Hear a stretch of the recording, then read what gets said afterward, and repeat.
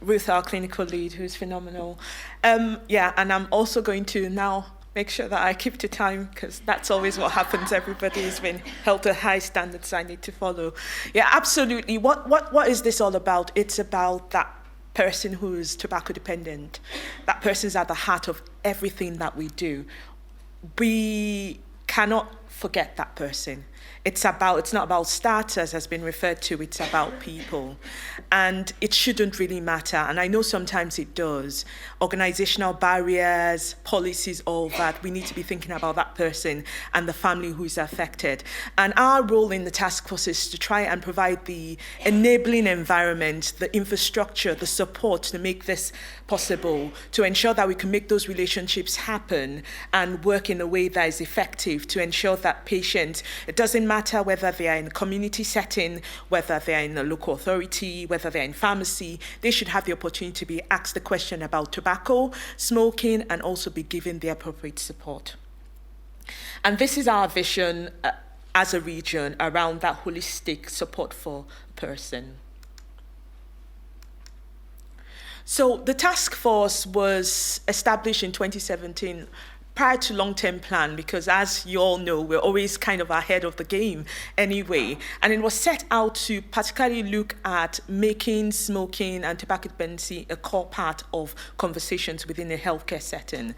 And one of the key objectives that was given the task force was around overseeing the long-term plan delivery and thinking about how the NHS contribution can be improved around tobacco dependency. So obviously tobacco dependency services came on board early in 2020. And as you've heard from Ewan and others, our ICB has been absolutely rock solid behind this agenda because they've seen it as priority.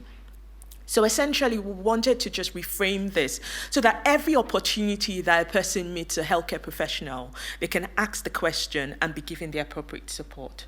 And the leadership from the task force has been really important around this agenda. It has enabled that oversight around the work and also ensuring that nothing is done in vacuum. So there are aspects of this work that contribute to the wider tobacco control approach that the region has.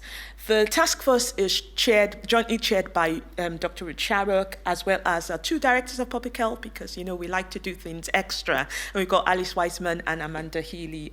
DPH is for Gateshead, Newcastle, and Amanda. Newcastle and Durham, and Fresh hosts our post.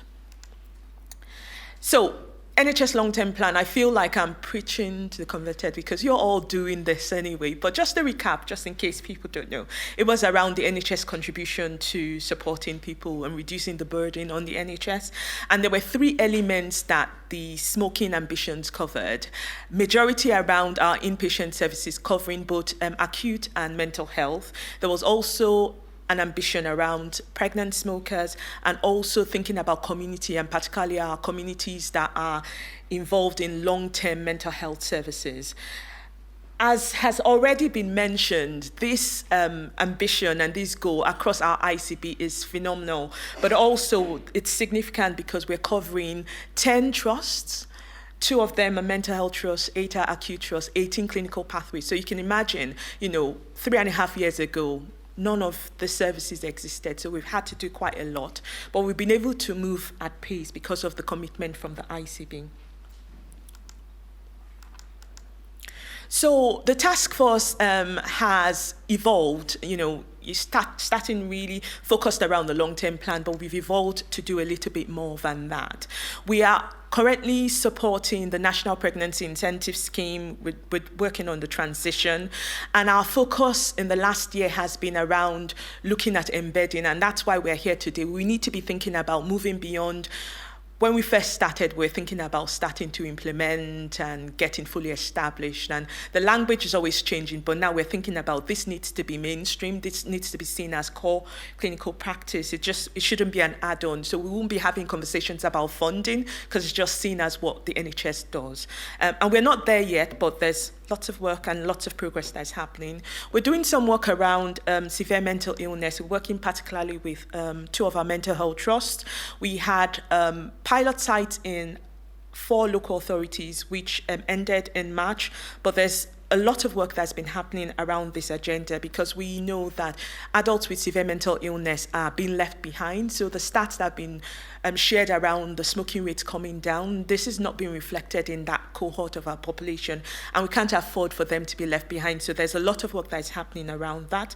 And then also we are thinking about, we're not thinking, we're doing work around ensuring that we can increase access to a variety of products to help people. So I've been doing some work around the Swap to Stop, which some of you might be aware of. And if you're not involved or don't know about it, I would encourage you to speak to your local authority counterpart as well around that. So we've got a regional Swap to Stop offer that is available. We've got the digital support through the Smokefree app, which I'll come on to talk about, and we're doing some work around targeted lung health checks, and there will be opportunities to do more, because there are so many opportunities where the NHS comes in contact with people who are smoking, and we're missing people, so there's scope to obviously do a bit more.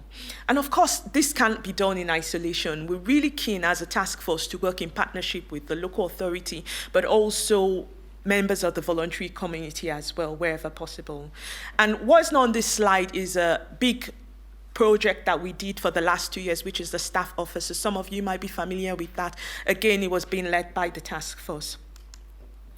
So there have been many, and I've put some because the slide wouldn't take more, so I've just tried to clump them up together.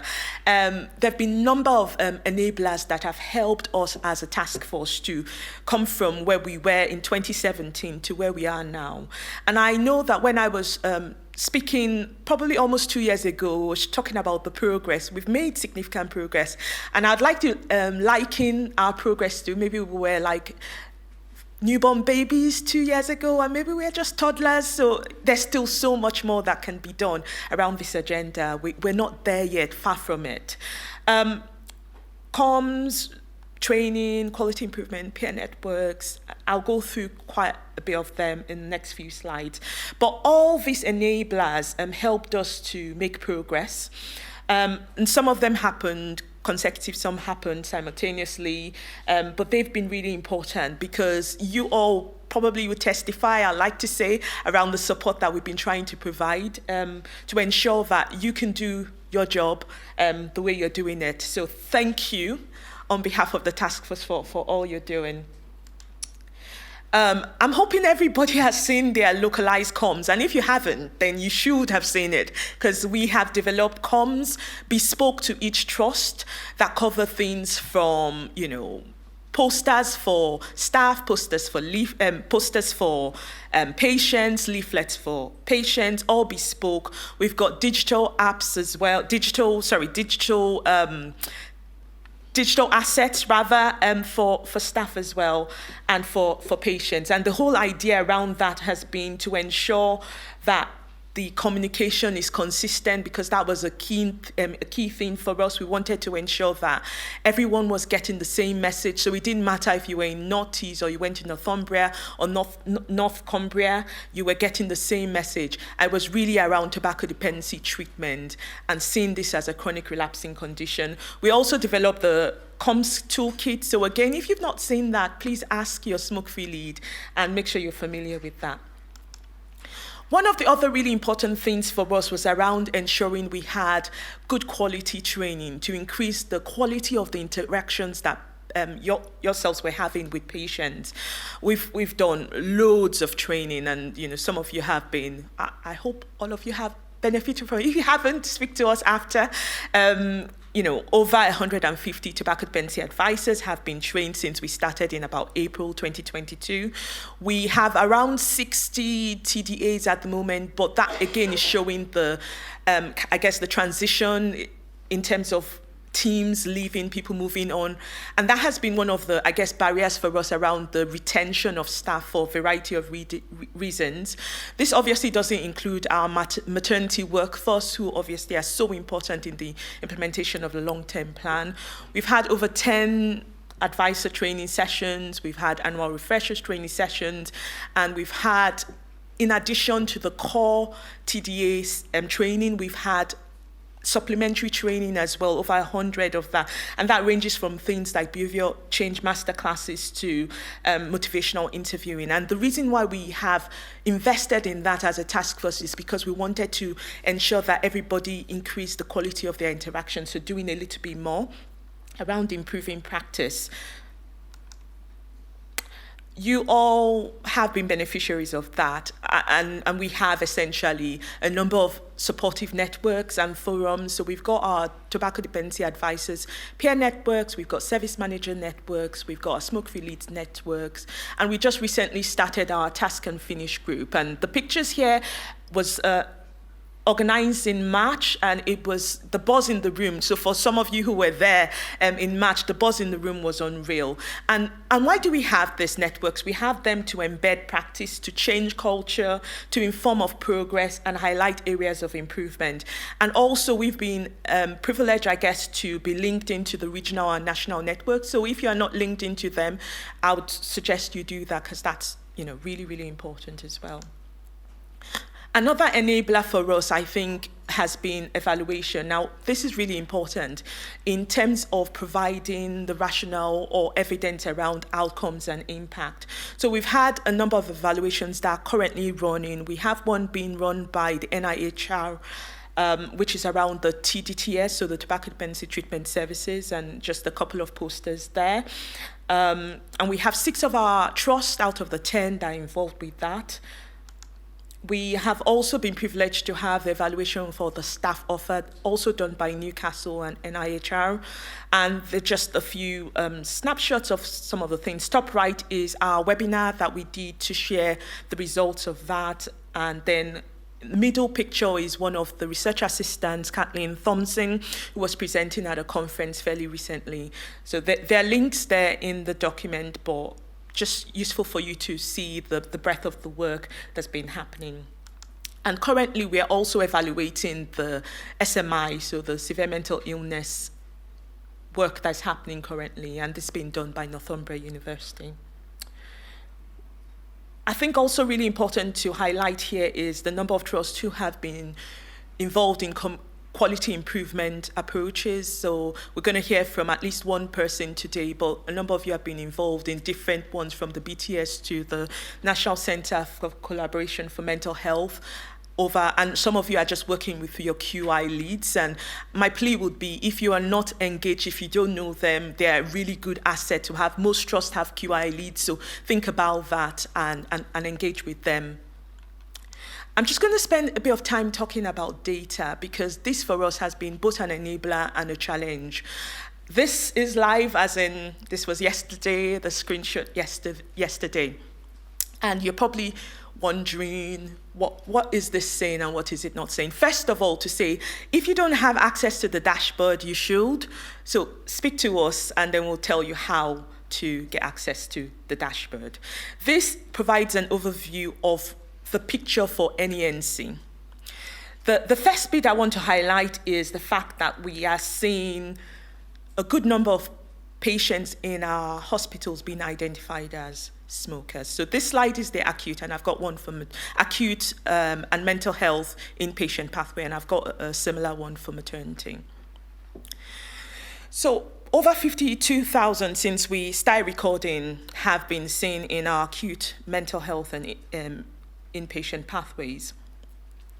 So that's great. We are doing very well in that we're the first in the ICBs. However, it's only 30%. So 70% of people we're still missing them.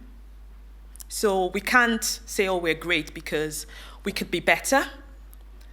And this actually probably just relates to the fact that we've done a significant amount of work to try and get systems, identify people at the start. But that's only the first step. So there's a lot more that we could be doing around, getting more and more people to be identified. Because if you don't identify them, then you can't offer the support. And then obviously you would expect the drop-offs, because not everybody with an opt-out model will choose that. But again, we could be doing better. But those who are being referred are being seen, so that's great. About 70% of them are being seen. And then something is happening when they're being seen. Now, just to caveat this, remember that our services in inpatient, particularly inpatient acute and mental health, are about tobacco dependency treatment. So it's supporting, in most cases, it's temporary abstinence. So not everybody will set a quit date. So don't be alarmed where not everyone is setting a quit date. But it's good. But we're missing people, I think, is my main message, and we could do better. The last bit that we could do better is on our outcomes recording. And today we've got a number of workshops around our discharge pathway, and that mix or that combination or that work and collaboration, I guess, with our local authority colleagues, something there could be improved. This is a similar one for maternity, slightly better, but obviously we could be doing more, essentially. We're getting more outcomes, so that's great. Sometimes it might be that we're just not recording them, so the women are going on to quit, but we're not recording them. So I guess both slides highlight the challenges with the data. It's an ongoing concern, but it's a credible opportunity to demonstrate impact. We know that if we have a fully established maternity pathway, we can make significant annual savings. Around 6.4 is some of the modeling, and for our acute is around 4.9. So we've got a lot more to do. I'm just going to show this slide, which just essentially shows the data quality, which is another aspect that we could be doing. It's a busy slide. Sorry, I asked him to do that because the chairs are really dirty, so hopefully you can still see the slides. Yeah.